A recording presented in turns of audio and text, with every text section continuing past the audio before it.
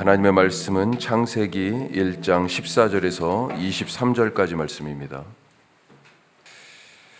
오늘 우리가 넷째 날, 다섯째 날 하나님이 행하신 창조에 대한 말씀을 읽었습니다.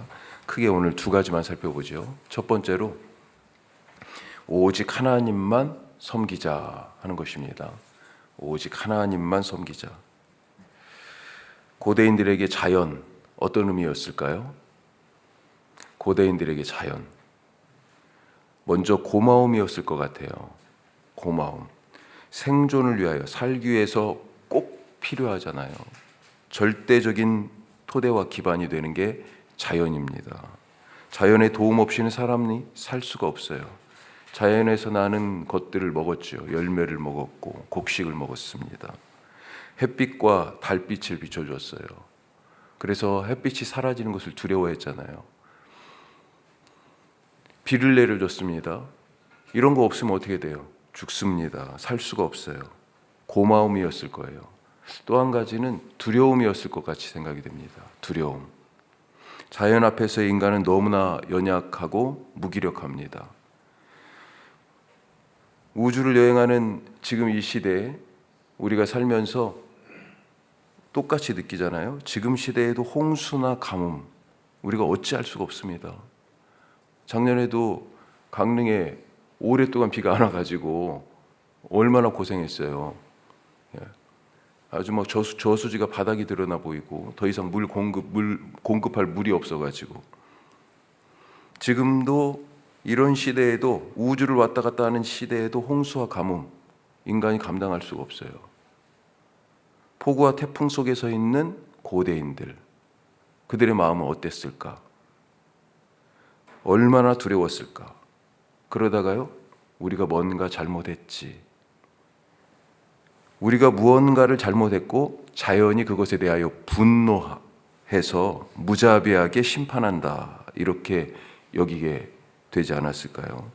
사람들은 상상할 수 없는 무지막지한 힘으로 인간들의 삶을 좌우하는 자연에게 그렇게 인격을 부여했습니다. 분노했다. 무자비하다. 그들의 심기를 건들면 안 된다. 그렇게 자연을 섬기기 시작했습니다. 거스르지 않고 순응하려고 애썼어요.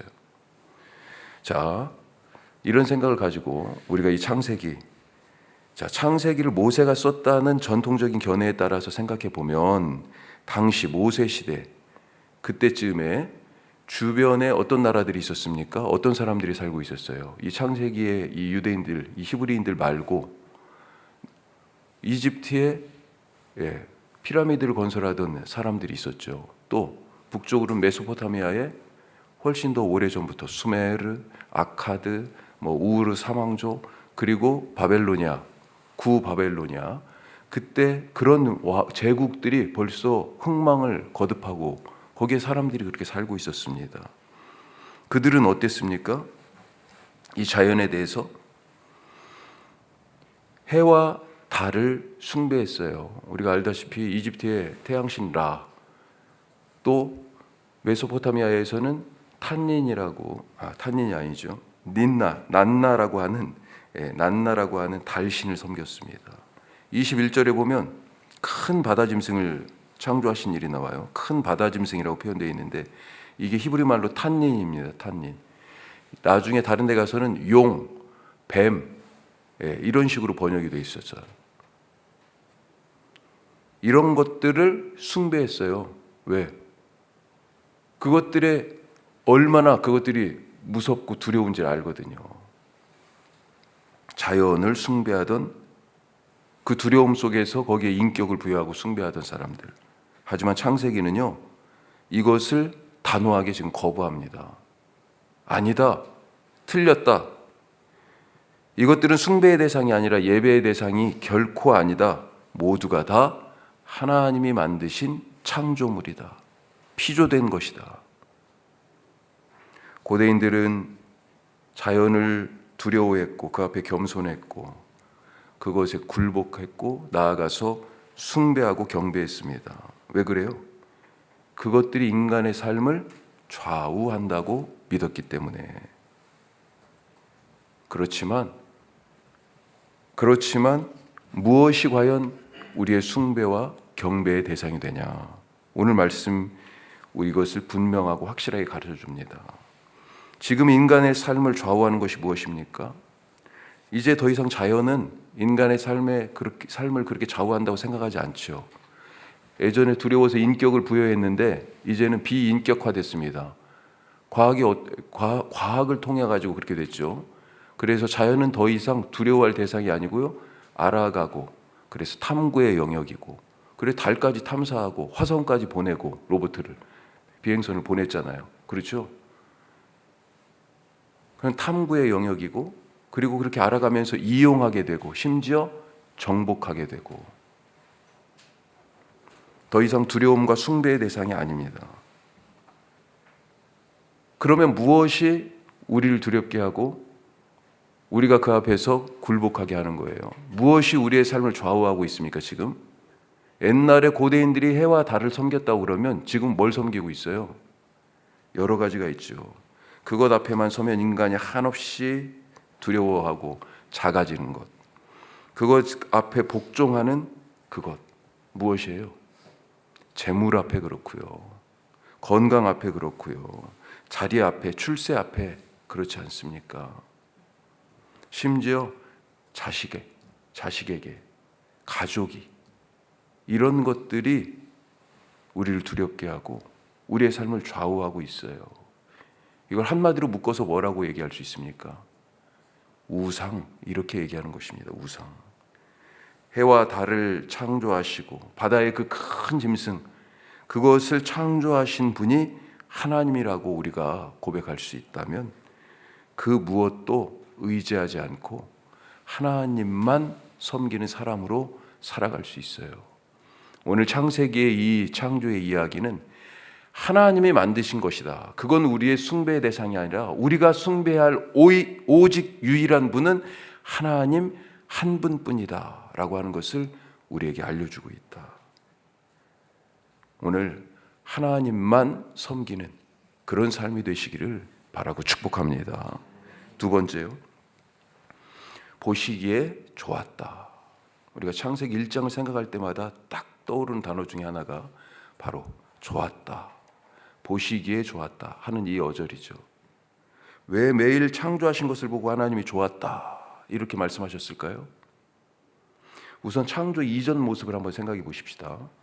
자, 1장 2절에 오늘 2절 말씀에 뭐라고 돼 있어요? 앞에 땅이 혼돈하고 공허하며 흑암이 깊음 위에 있고, 몇 번 말씀드렸는데 여기 지금 세 가지가 나와요. 땅이 혼돈, 공허, 흑암, 이 세 가지 창조 이전의 모습으로 말하고 있는 것입니다. 창조는 가만히 생각해 보면요, 이것들을 극복하는 과정이에요. 혼돈과 공허와 흑암이 극복되는 과정이 창조의 과정입니다. 자, 첫 번째 3일의 창조를 보면 혼돈이 극복되고 있어요. 하나님은 질서와 조화로 혼돈을 극복하셨습니다. 자, 5절에 보면 뭐라고 되어 있습니까? 빛을 낮, 어둠을 밤, 이렇게 부르셨습니다. 빛과 어둠을 이렇게 나누셨어요. 질서를 만드신 거죠. 그리고 빛과 어둠이 서로 조화하게 하셨어요. 빛만 계속 있는 게 아니에요. 어둠도 하나님이 창조하신 것입니다. 빛과 어둠을 나누셨어요. 6절에 보면요, 물을 나누셨습니다. 물 사이에 궁창을 두셨어요. 그래서 궁창 위의 물과 궁창 아래 물, 이렇게 지금 표현되어 있습니다. 그렇게 나누시고 궁창을 하늘이라고 부르셨다, 이렇게 되어 있어요.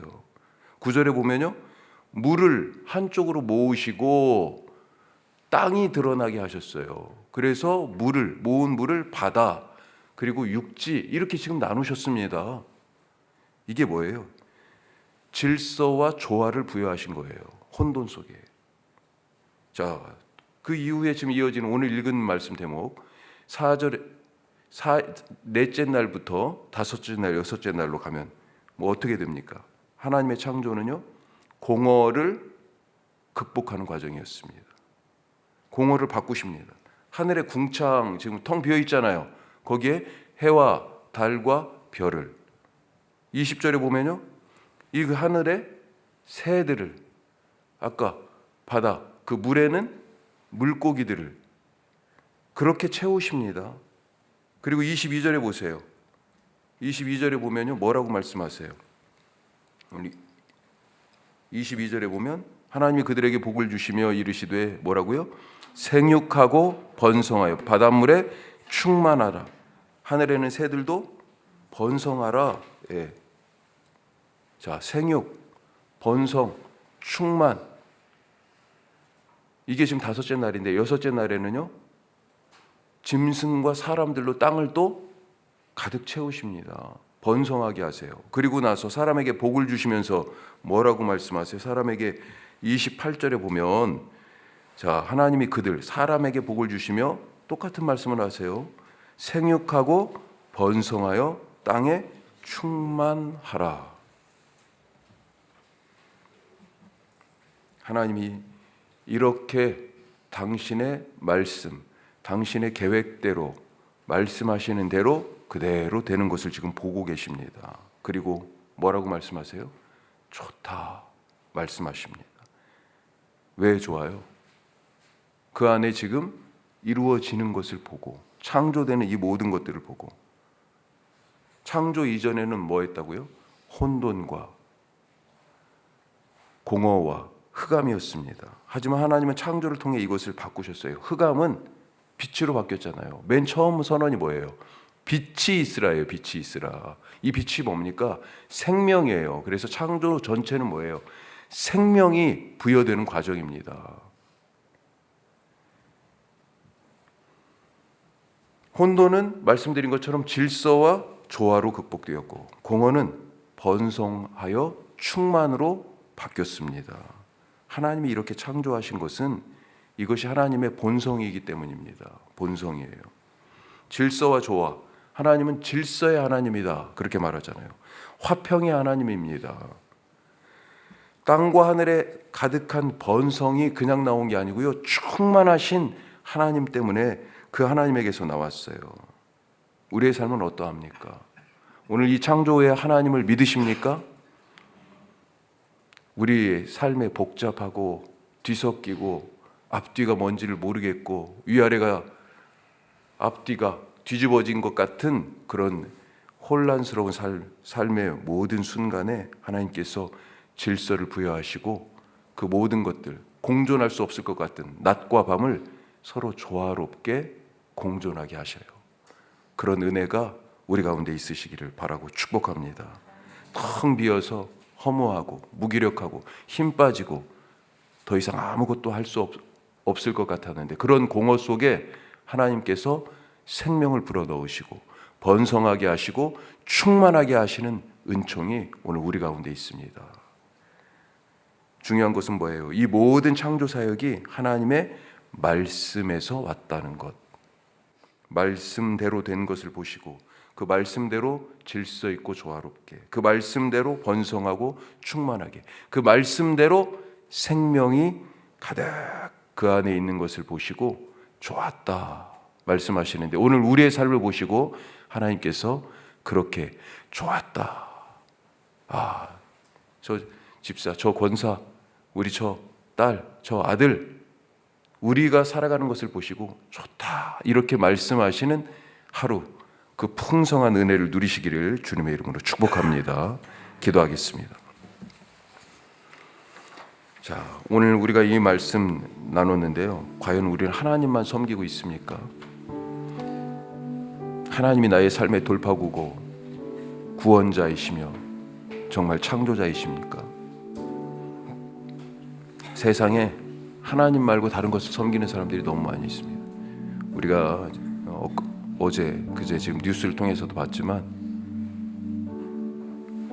미국이 한 나라의 대통령을 군사 공격을 해가지고 그 나라에 가서 한밤에 3시간도 안 되는 사이에 체포해가지고 나왔어요.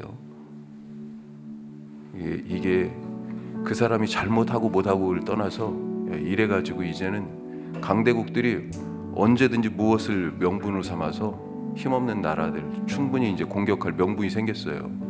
중국이 대만 공격해도 누가 뭐라고 하겠습니까? 뭘 믿고 뭘 섬기며 살아가는지 세상은요 힘을 믿어요. 예. 무엇이 힘이냐? 돈이 힘이고 자리가 힘이고 나라 사이에서는 군사력이 힘이고, 주님 우리는 하나님만 섬기게 하여 주시옵소서. 우리 기도하시고요. 보시기에 좋았다 그랬습니다. 조화와 질서, 번성과 충만, 흑암이 빛으로 바뀌는 주님, 그런 삶을 소망합니다. 그런 창조의 역사가 일어나게 없어서. 어떻게 일어나요? 하나님이 말씀하실 때 그 말씀 주시옵소서. 말씀 붙들고 기도하시고요. 우리 8곳의 선교 동역지 마음속에 새기면서 기도하십시다. 더불어서 이 땅에 말씀드린 것처럼 전쟁이 아니라 평화, 하나님의 질서와 조화, 하나님의 생명으로 번성하고 충만한 그런 하나님의 나라를 주여 소망합니다. 우리 다 같이 기도하겠습니다.